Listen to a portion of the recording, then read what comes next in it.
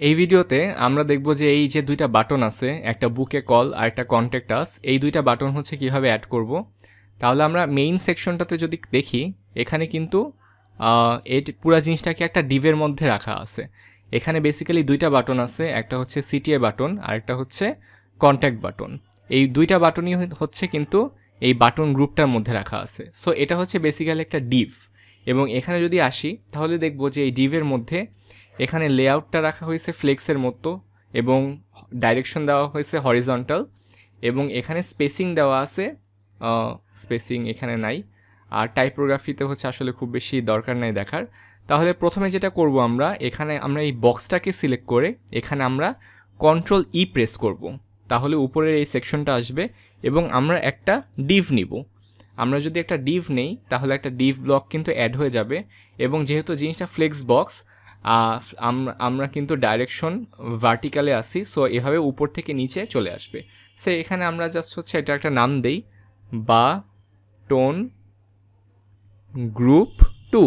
যেহেতু button group already আছে, button group 2 নাম দিলাম। এবং এখান থেকে আমরা যেটা করব সেটা হচ্ছে লেআউটটা ফ্লেক্স করব, এবং এখান থেকে ডাইরেকশন এটাই থাকবে, ঠিক আছে।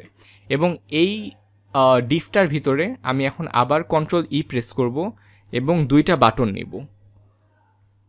দুইটা বাটন নিলাম, একটা বাটন, এবং এটাকে আমি জাস্ট কপি করে আরেকটা বাটন দিয়ে দিলাম, ঠিক আছে। দুইটা বাটন হয়ে গেল, এবং এই দুইটা বাটনের এখন আমরা নাম দেই। একটা হচ্ছে সিটিএ বাটন 2, যেহেতু অলরেডি সিটিএ বাটন আছে, সিটিএ বাটন 2। আরেকটা হবে হচ্ছে কন্ট্যাক্ট বাটন 2, সেকেন্ড বাটনটা।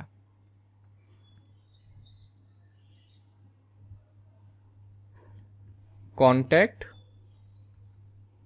বাটন 2, ঠিক আছে। তো দুইটা বাটন হয়ে গেল, এবং এখন দেখি যে এই দুইটা বাটন হচ্ছে আমরা স্টাইল কিভাবে করব। প্রথমে সিটিএ বাটনটাতে আসি। সিটিএ বাটনটার মধ্যে হচ্ছে টেক্সট হবে বুকে কল।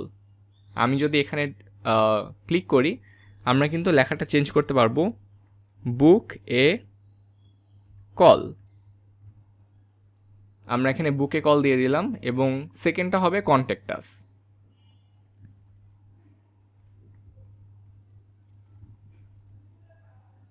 দুইটা বাটন কিন্তু হয়ে গেল। দুইটা বাটন হয়ে গেছে, কিন্তু দেখতে কিন্তু উপরেরটার মতো লাগতেছে না। তা আমরা হচ্ছে এখানে জাস্ট এই জিনিসটাকে একটু স্পেসিং দিব। আমি যদি এখানে এসে দেখি যে এখানে হচ্ছে কি কি স্পেসিং আছে, এখানে কিন্তু দেখতে পারবো যে এখানে কিছু প্যাডিং থাকবে, যেমন 20-20-9-9, ঠিক আছে। এবং এটার জন্য কি আলাদা কিছু দেওয়া আছে? 20-20-9-9। সো এখানে আসি, আমরা দুটাতেই হচ্ছে সেম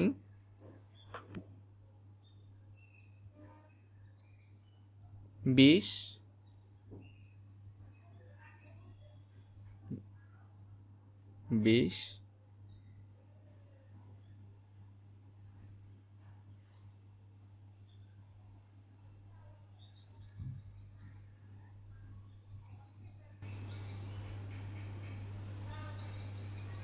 খেয়াল করি সেটা হচ্ছে এই বাটন গ্রুপটার মধ্যে দুইটার মাঝে কিন্তু কিছু গ্যাপ আছে। এই যে এটার আর এটার, এই দুইটার মাঝে কিন্তু কিছু গ্যাপ আছে। সো আমরা যদি ডান দিকে খেয়াল করি, এখানে কিন্তু গ্যাপ নামে একটা অপশন আছে, এবং এখানে 10 পিক্সেল দেওয়া আছে। সো আমি যদি জাস্ট নিচে যাই এবং এই বাটন গ্রুপ 2টা সিলেক্ট করি, তাহলে এখানেও কিন্তু আমরা 10 পিক্সেল গ্যাপ দিতে পারবো। আমাদের দুইটা বাটনের মাঝখানে কিছু গ্যাপ হয়ে গেল, এবং এই দুইটা বাটনের হইতেছে কিন্তু কিছু বর্ডার রেডিয়াস আছে। সো এখানে কিছু বর্ডার রেডিয়াস দিয়ে দেই,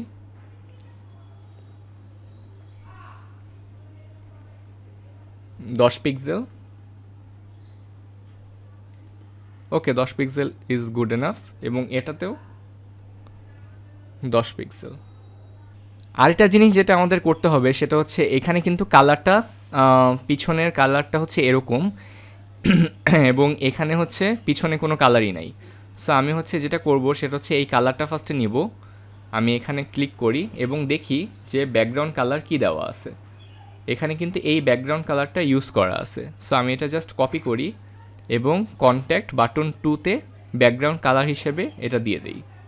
এখানে কিন্তু ব্যাকগ্রাউন্ড কালার নীল দেওয়া আছে, আমরা চাচ্ছি হচ্ছে এই কালারটা, যেটা হচ্ছে উপরে অলরেডি দেওয়া আছে, ঠিক আছে, এবং এখানে আমাদের লেখাটা হবে ব্ল্যাক,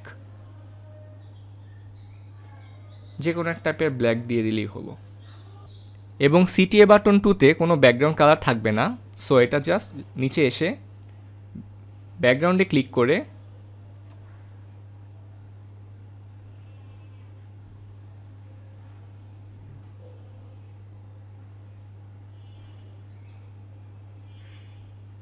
ব্যাকগ্রাউন্ড কালারটা আমরা ট্রান্সপারেন্ট করে দিলাম। কিন্তু আরেকটা জিনিস, যে সিটিএতে কিন্তু হচ্ছে একটা বর্ডার আছে। সো এখানে হচ্ছে আমরা এটা দেই এবং এখানে 1 পিক্সেল এবং এখানে ওই কালারটা। এখন কিন্তু আমাদের দুইটা সেকশন দেখতে মোটামুটি একই রকম হয়ে গেছে। এবং একটা জিনিস যেটা খেয়াল করতেছি সেটা হচ্ছে এটাতে হোভার করলে কিন্তু একটা এফেক্ট দেখার কথা, যেটা এখানে আছে। সো এই জিনিসটা হচ্ছে আমরা নেক্সট ভিডিওতে সলভ করব।